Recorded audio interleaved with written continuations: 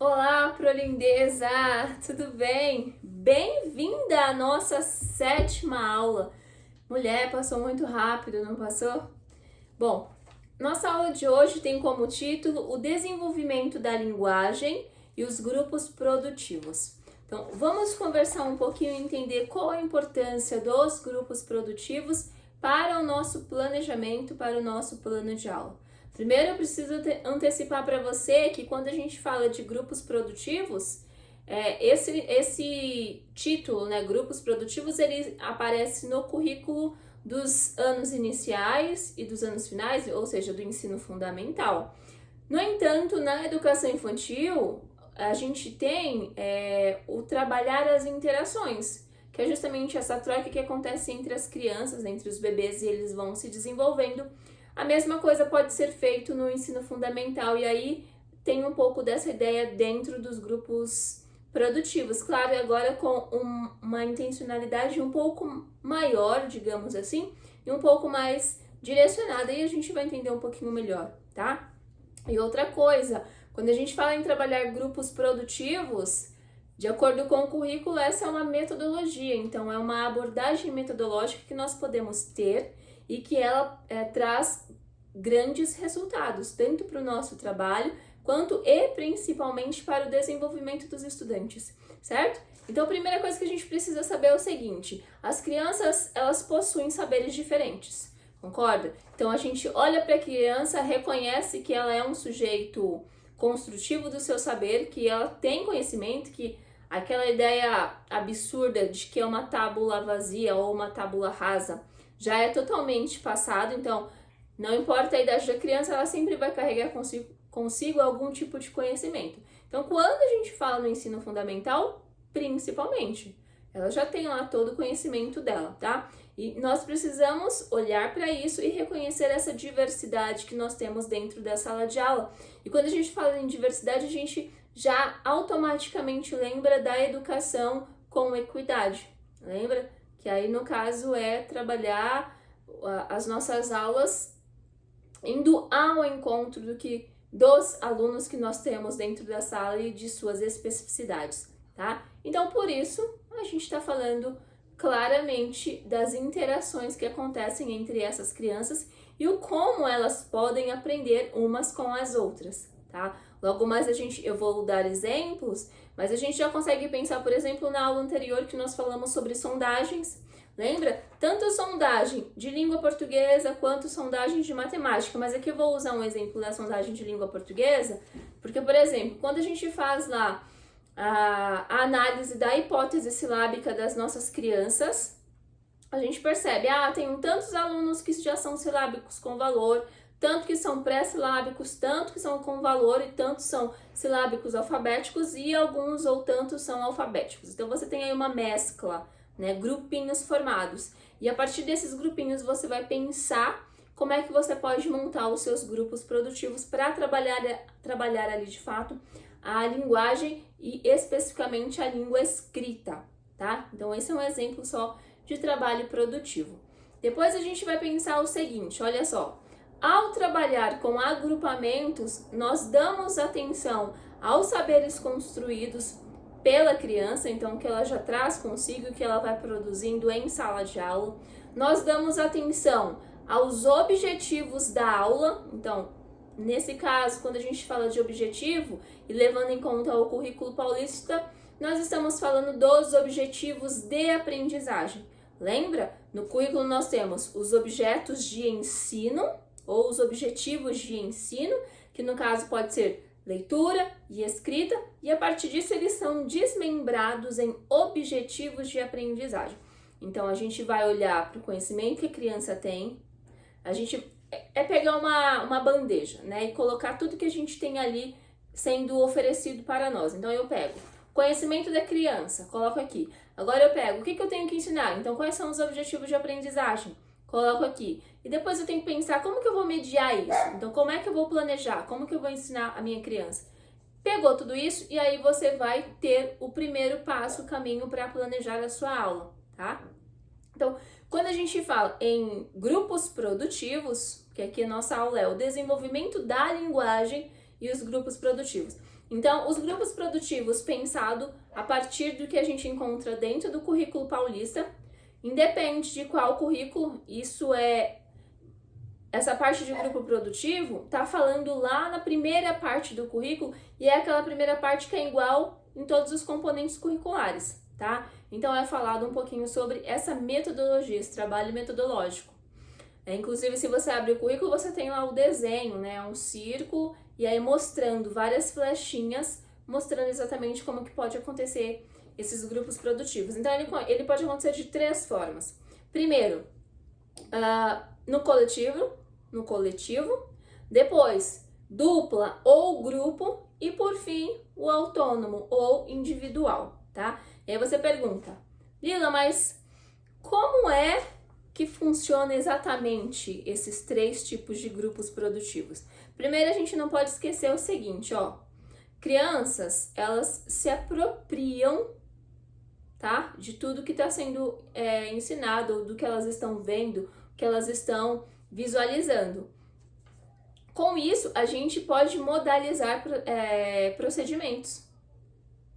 E a partir do momento que a gente modaliza procedimentos, a gente oferece referências. E o que eu quero dizer? O seguinte, quando a gente vai ensinar pela primeira vez uma atividade, porque na escola sempre tem a primeira vez que a gente vai ensinar alguma coisa, certo? Afinal, eles estão lá justamente para isso, para aprender o que não sabe. Então, você, pela primeira vez, decidiu trabalhar com adição. Então, você vai mostrar exatamente como funciona a adição, por onde começa, sempre pelas unidades, depois pelas dezenas. Quando a gente soma as unidades, se o resultado é uma dezena, então vai ficar a unidade embaixo, vai subir a dezena, enfim. A gente vai fazer isso e vai mostrar, e a partir dessa amostra de, olha, como você deve fazer, nós acabamos modalizando, tornando modelo alguma coisa e, portanto, esses procedimentos, o caminho que deve ser seguido para fazer determinada atividade, se tornam modelos, se tornam referências, que é o que a criança ela vai ter que aprender, compreender para conseguir depois fazer sozinha, tanto sozinha no autônomo ou em grupo, em dupla, tá? Mas vamos entender como que funciona de fato esses 3 tipos de grupos. Primeiro, quando a gente fala de grupo coletivo, nós precisamos pensar o seguinte, ó.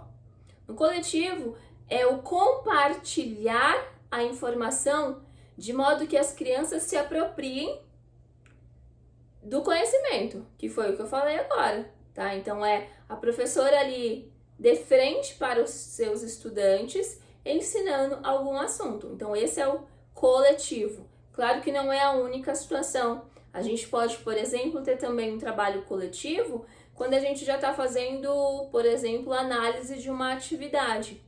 Então, suponhamos que nós estamos trabalhando resolução de problemas ou escrita de números, vai. E a criança, as crianças precisam encontrar lá na atividade qual é o número 75.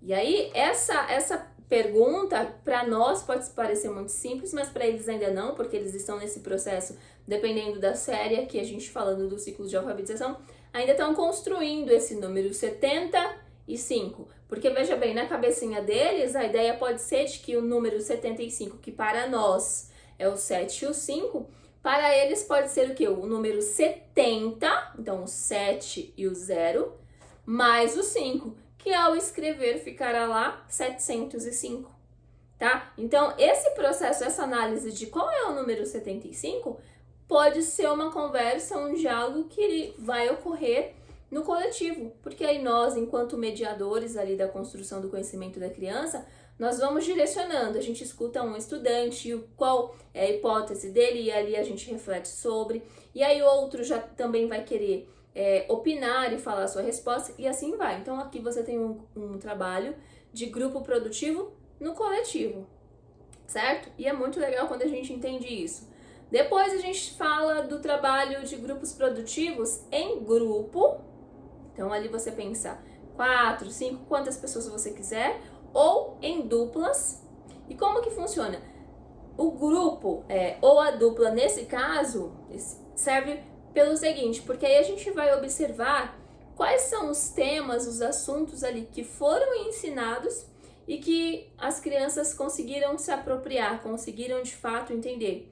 E a partir disso, nós vamos proporcionar um espaço para que haja troca entre eles. Porque de repente o grupo ou os dois ali entenderam igual e aí tá tudo bem, mas de repente um entendeu de uma forma, o outro entendeu de outra forma e eles precisam socializar esse assunto ali em questão para ver e chegar em uma conclusão. Então, o exemplo que a gente pode pensar é o seguinte: vamos pensar que nós estamos trabalhando a escrita, né? Crianças que ainda estão em algumas hipóteses silábicas. Então, você pediu para escrever lá boneca. E aí você coloca as crianças sentadas em duplas. Ou primeiro você pede para a criança no individual escrever boneca. Então, tem um que vai escrever O, E, A. O, E, A, porque é boneca. Outro vai escrever B, E, C. Olha só, nós enquanto professores, nós entendemos ali o que eles fizeram. Ambos estão no silábico com valor sonoro. Mas aí você pode colocar essa duplinha juntas para que elas decidam por quê. É que eu escrevi assim, você escreveu assim. Então elas vão começar a refletir. E depois nós podemos inclusive levar para o coletivo também, tá? Mas esse caso do grupo produtivo em grupo, dupla, a gente pode trabalhar para qualquer assunto que nós quisermos, tá? Depois a gente vem para o grupo produtivo autônomo, que na verdade já não é mais um grupo, né? Porque ele está autônomo. E nesse caso a gente vai constatar quais aprendizagens foram realizadas efetivamente pelo estudante. Então ele realmente aprendeu. E aí, a partir do que a gente tem de resposta, a gente consegue visualizar, a gente vai tomar conhecimento de quais aspectos precisam ser retomados. Então vamos supor que nós ensinamos ali trabalhar, vejamos, vamos continuar na matemática, porque eu dei uma bugada aqui agora.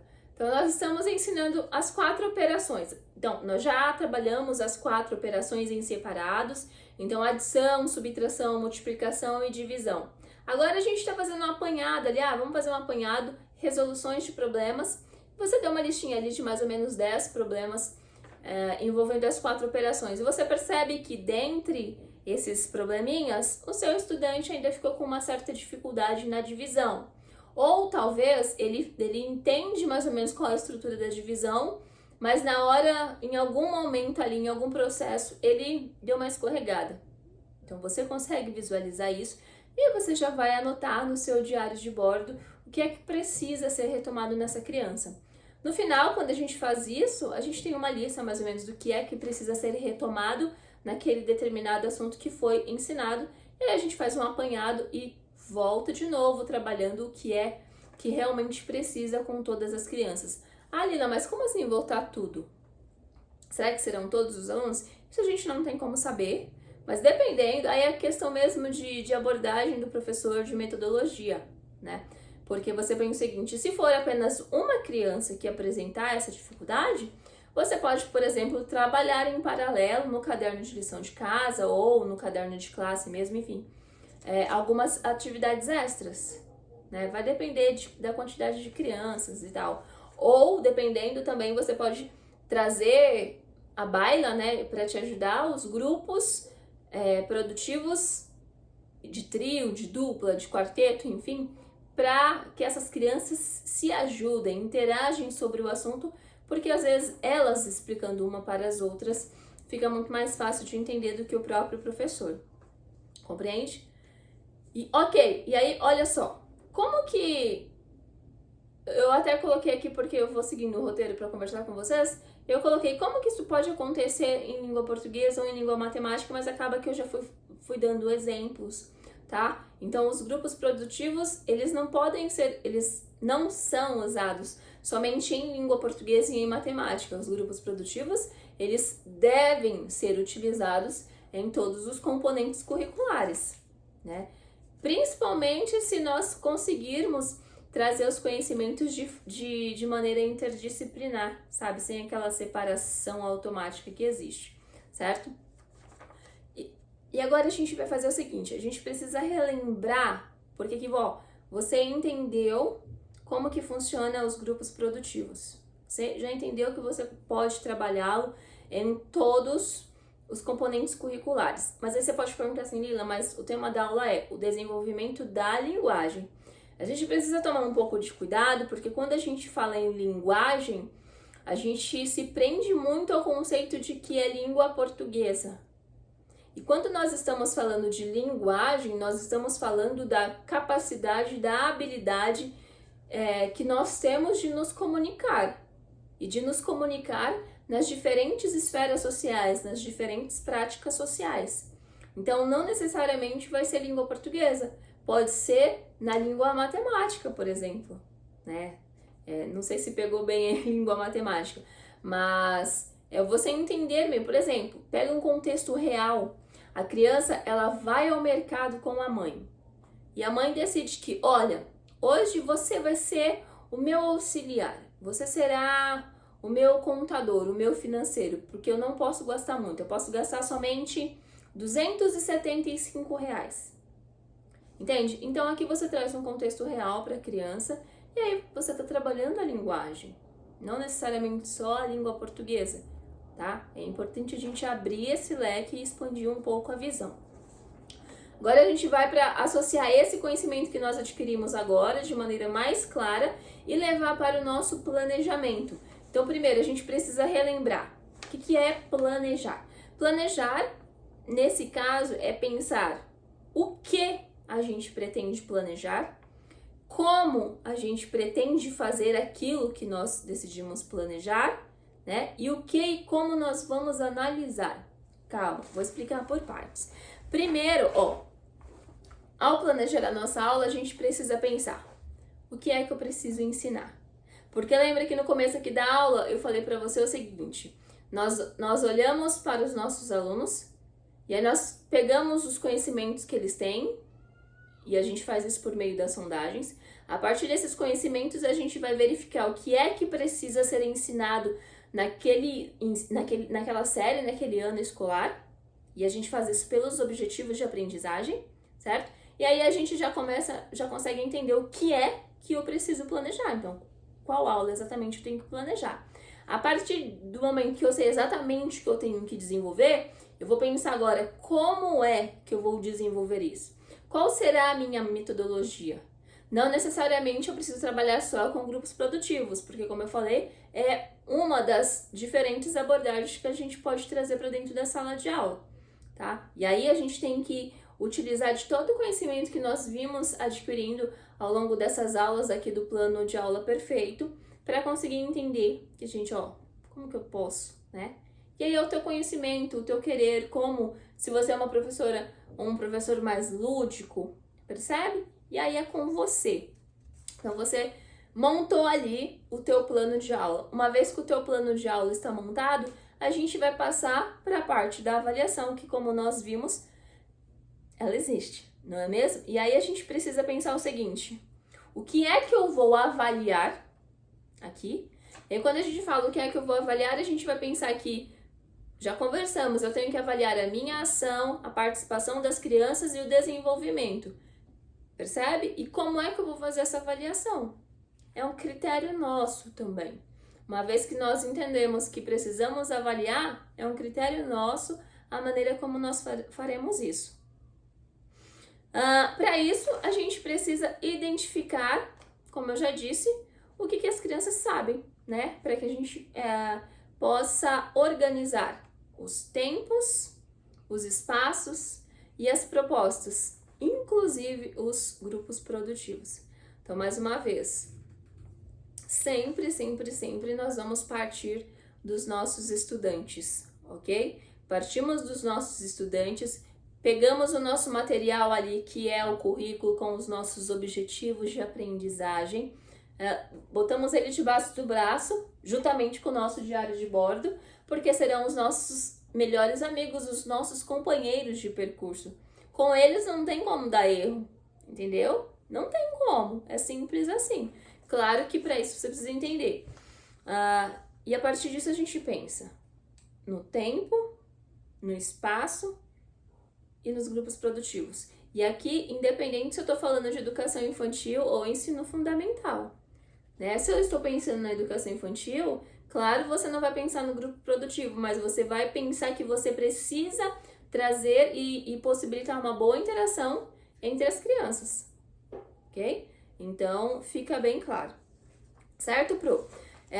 Vamos chegando ao final. Eu espero que você até esta 7ª aula tenha compreendido o passo a passo que eu venho te entregando aqui diariamente para que você consiga de fato, Pro, montar o teu plano de aula perfeito para sim poder concorrer à sua vaga no seu tão sonhado concurso, na sua efetivação, mas muito mais do que isso, para que você se torne uma professora muito melhor, mais do que você já é, eu tenho certeza, e que você consiga agregar valor onde é que você esteja, né, no seu trabalho, e muito mais que você possa ser uma chave de mudança na vida das suas crianças. Eu espero te encontrar na próxima aula. Até mais. Tchau!